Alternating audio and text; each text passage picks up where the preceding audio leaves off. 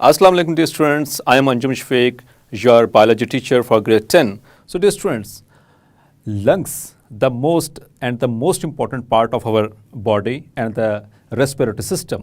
हमने respiratory system के हवाले से जो बात की थी उसमें हमने बात की थी दो parts है. It consists of two parts. The first part was air passageway and the second part and the most important part is the lungs. So dear students, आज हम बात करेंगे lungs के हवाले से. So lungs जो है बेटा, they are formed by the composition and the constitution of alveoli. जितने भी alveoli हैं वो collectively एक lung बनाएंगे हमारा. And you know we have got a pair of lungs. तो dear students, ये जो pair of lungs है ये है कहाँ पर? ये हमारी chest cavity के अंदर है, जिसको हम thoracic cavity भी कहते हैं. आपने कभी सोचा कि इसको हम chest cavity को thoracic cavity क्यों कह रहे हैं? तो ये thoracic cavity thorax से है और thorax ये हमारे जो वर्टिब्रा होते हैं 12 thoracic वर्टिब्रा, उनकी मदद से हम इस रीजन का नाम रखते हैं thoracic cavity. thorax से thoracic cavity. तो ये कैविटी है. सो कैविटी है मतलब किसके अंदर स्पेस होगी. तो स्पेस कैसे बनती है? जब उसकी साइड्स पे कुछ वॉल्स होंगी. तो इसकी जो वॉल है वो बनती है चेस्ट वॉल से, और जो चेस्ट वॉल है dear students, it is found by the two structures. ये चारों तरफ से घिरी हुई है by the 12 pair of ribs. 12 pairs हैं रिब्स के, और साथ में उन रिब्स के दरमियान में मौजूद हैं द इंटरकॉस्टल मसल्स, या जिनको रिब मसल्स भी कहा जाता है. डियर स्टूडेंट्स, आपने बकरा ईद पे या वैसे रूटीन में आपने चांपें खाई होंगी. जो चांपें होती हैं वो बेसिकली यही हैं, रिब्स, और उनके दरमियान आपने नोट किया कि जो गोश्त होता है वही बेसिकली इंटरकॉस्टल मसल्स हैं, और वो बहुत बारीक लेयर होती है उसकी.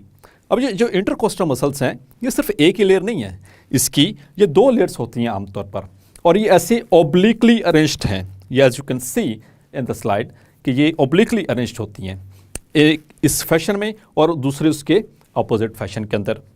ये 2 मसल्स की जो लेयर्स हैं they help in the gaseous exchange और रेस्पिरेशन. आगे चल के हम इसको मज़ीद डिस्कस करते हैं, तो पहले हम इसकी थोरेसिक कैविटी को डिस्कस कर लें. सो माय डियर स्टूडेंट्स, तो हम बात कर रहे थे थोरेसिक कैविटी की. थोरेसिक कैविटी की हमने पहले वॉल्स को डिफाइन कर लिया. तो वॉल किससे बन रही है? Chest wall.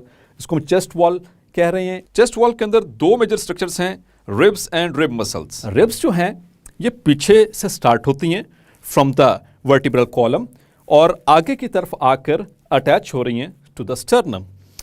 अब सारी की सारी रिब्स जो हैं एज यू कैन सी ये आगे स्टर्नम पर आकर अटैच नहीं हो पा रही.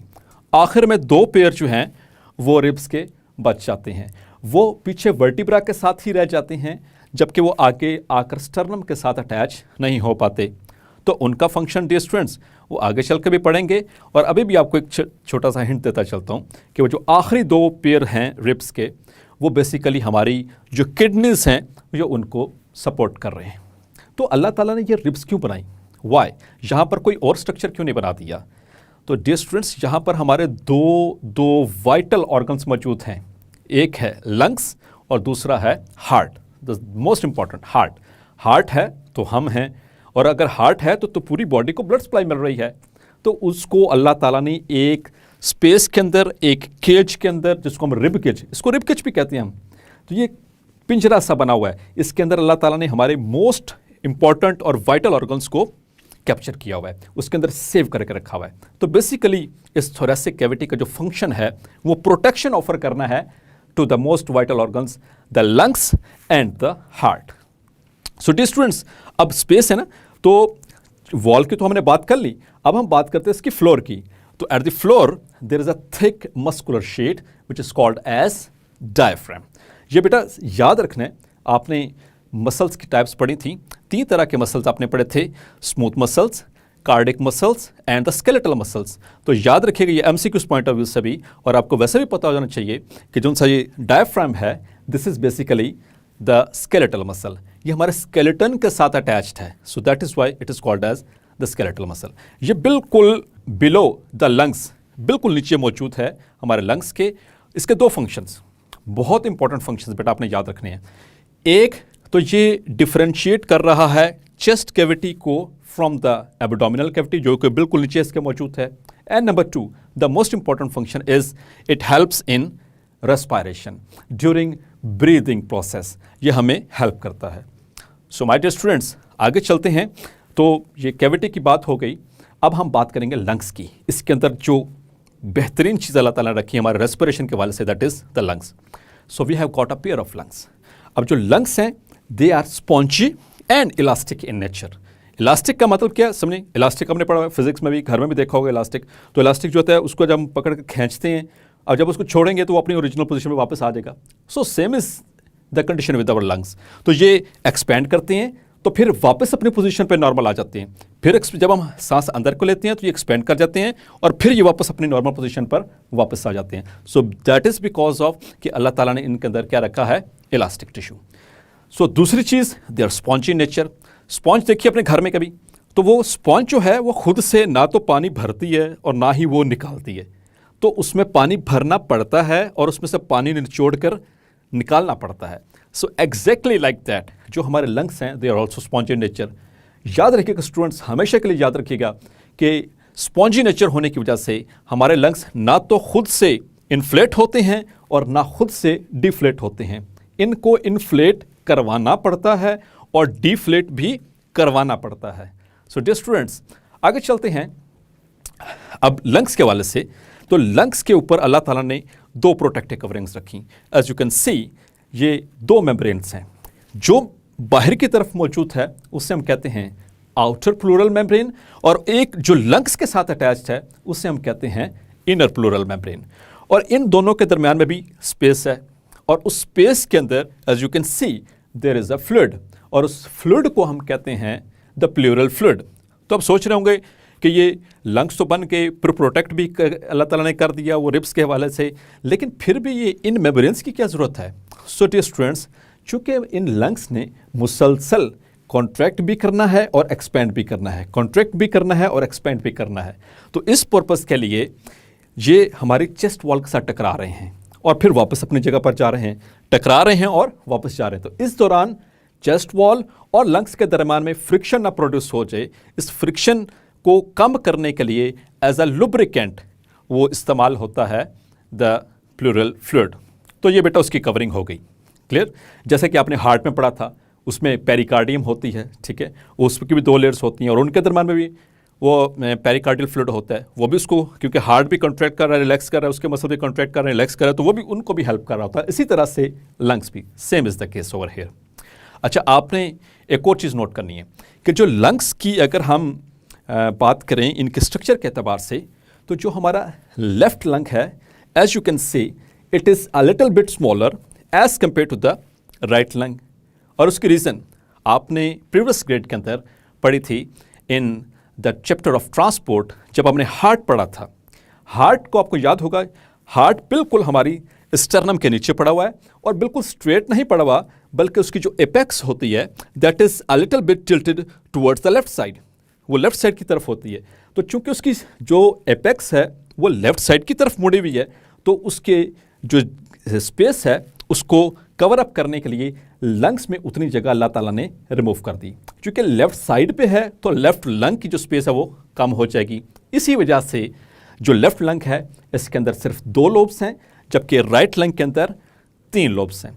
तो ये डिफरेंस आपने बेटा याद रखना है, ठीक है. तो राइट लंग और लेफ्ट लंग का. अच्छा, एक और चीज़ आपने यहाँ पर याद रखनी है कि ये जो चेस्ट बोन है, चेस्ट बोन, इसके बिल्कुल पीछे मौजूद है हमारा हार्ट. और ये लेफ्ट साइड, हम कहते हैं ना हमारा दिल लेफ्ट साइड पे है. सो बेसिकली दिल हमारा लेफ्ट साइड पे नहीं होता, दिल हमारा बिल्कुल सेंटर में ही है, लेकिन उसकी पोजीशन थोड़ी सी टिल्ट हो जाती है टुवर्ड्स द लेफ्ट साइड, जिसकी वजह से वो लेफ्ट लंग की उतनी स्पेस जो है वो थोड़ी सी ऑक्यूपाई कर लेता है और जो लेफ्ट लंग है वो थोड़ा सा स्मॉल दिखता है इन द साइज.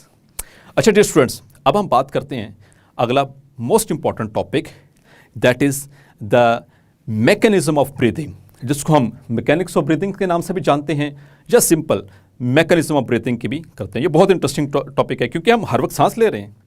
और आपने कभी गौर किया है कभी इन चीज़ों पे? हम तो अक्सर बैठे होते हैं, हमें पता ही नहीं होता कि हम सांस ले भी रहे हैं कि नहीं ले रहे, ठीक है. लेकिन अल्लाह ताला की तरफ से ये बहुत बड़ी नेमत है सांस का लेना. सांस चल रहा है तो हम जिंदा हैं, अदरवाइज वी आर फिनिश. तो कभी मुर्दा सांस नहीं लिया करते, सो जिंदा जो होते हैं वो सांस लिया करते हैं। तो इसको नोट करें कि कैसे हम सांस ले रहे हैं, अपने आप को बैठे हुए हैं, ज़रा फील करें हाउ आर यू ब्रीदिंग। तो ब्रीदिंग हमने बात की थी कि it is a physical process, mechanical process. तो मैकेनिकल कैसे है? क्योंकि इसमें मैकेनिकल वर्क हो रहा है, फिजिकल वर्क हो रहा है, इसमें मसल्स को एक्सपेंड कर रहे हैं और मसल्स को रिलैक्स कर रहे हैं। उसकी मदद से लंग्स भी इन्फ्लेट हो रहे हैं और लंग्स डिफ्लेट भी हो रहे हैं। सो माय डियर स्टूडेंट्स, तो मैकेनिक्स ऑफ ब्रीदिंग की बात करें तो हमारे अंदर जो ब्रीदिंग का अमल है वो 2 फेजेस में होता है, inspiration and the expiration. Inspiration को हम इनहेलेशन भी कहते हैं और एक्सपायरेशन को एक्सहेलेशन भी कहा जाता है। तो अभी आप बैठे हुए सांस लेके देखें ज़रा। सो आपने इनहेल किया तो आपकी चेस्ट कैविटी थोड़ी सी साइज में इंक्रीज हुई। जब सांस बाहर निकालते हैं तो चेस्ट कैविटी थोड़ा सा पीछे को चली जाती है, एग्जैक्टली लाइक दैट। तो बेटा यही मैकेनिज्म अब हम इसी टॉपिक में डिस्कस करने वाले हैं।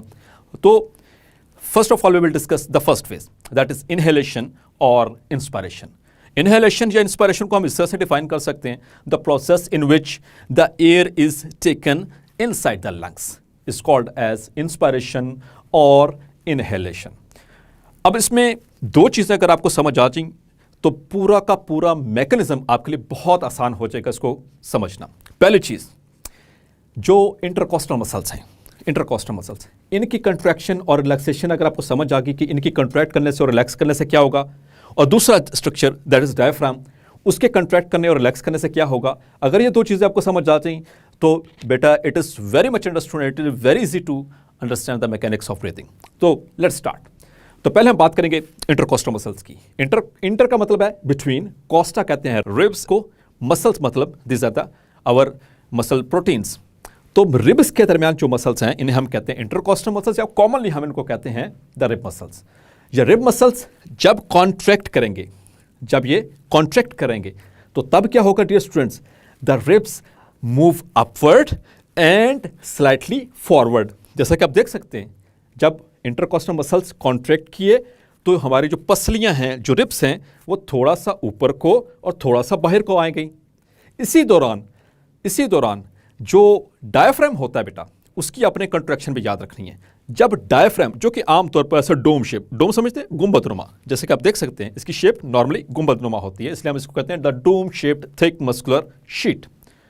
तो ये आमतौर पर गुंबदनुमा होता है जब ये रिलैक्स होता है। तो जब ये कॉन्ट्रैक्ट करेगा तो ये गुंबदनुमा से होकर वापस थोड़ा नीचे को आएगा। जब ये नीचे को आएगा तो ये स्पेस क्रिएट कर देगा। तो इन दोनों की कॉन्ट्रैक्शन समझ आई आपको। जब इंटरकॉस्टल मसल से कॉन्ट्रैक्ट किया तो रिब्स ऊपर को और बाहर को आ गई, और जब डायफ्राम ने कॉन्ट्रैक्ट किया तो वो डोम से नीचे को चला गया, लोअर हो गया। अब हम बात करेंगे इनकी रिलैक्सेशन की। जब इंटरकॉस्टल मसल रिलैक्स हुए तो उसका बिल्कुल ऑपोजिट हुआ, जैसा कि इससे पहले हुआ था कि वो जो रिब्स हैं they will move downward and backward. जब कॉन्ट्रैक्ट किया था तो अपवर्ड और थोड़ा सा बाहर को आई थी, जब ये रिलैक्स करेंगे तो थोड़ा पीछे को बैकवर्ड और डाउनवर्ड आएंगी। इसी तरह से डायफ्राम जब कॉन्ट्रैक्ट हुआ था तो वो नीचे की तरफ हुआ था, लेस डोम शेप हो गया था, लेकिन जब ये रिलैक्स करेगा तो ये वापस ऊपर की तरफ आ जाएगा, वापस डोम शेप बन जाएगा, as you can see over here. So dear students, ये 2 चीज़ें समझ आ गई। अब हम बात करते हैं मैकेनिक्स ऑफ ब्रीथिंग के वाले से। So first of all inhalation और इंस्पायरेशन।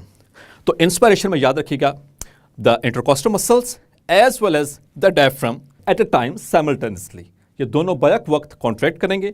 तो क्या हुआ था, जब इंटरकॉस्टल मसल कॉन्ट्रैक्ट किए थे तो रिब्स आगे को और forward, upward and slightly forward move की, और एट द सेम टाइम जब डायफ्राम कॉन्ट्रैक्ट करेगा तो वो नीचे को हो जाएगा। तो इससे क्या होगा, चेस्ट कैविटी के अंदर स्पेस प्रोड्यूस हो जाएगी। ये जो चेस्ट वॉल थी ये लंग्स के ऊपर प्रेशर डाले हुए थी, जब इसका वो ये ऐसे को बाहर को निकलेंगी, डायफ्राम नीचे को जाएगा तो उससे क्या होगा, चेस्ट कैविटी में स्पेस क्रिएट हो जाएगी। जब स्पेस क्रिएट हुई तो लंग्स के ऊपर से प्रेशर कम हो गया।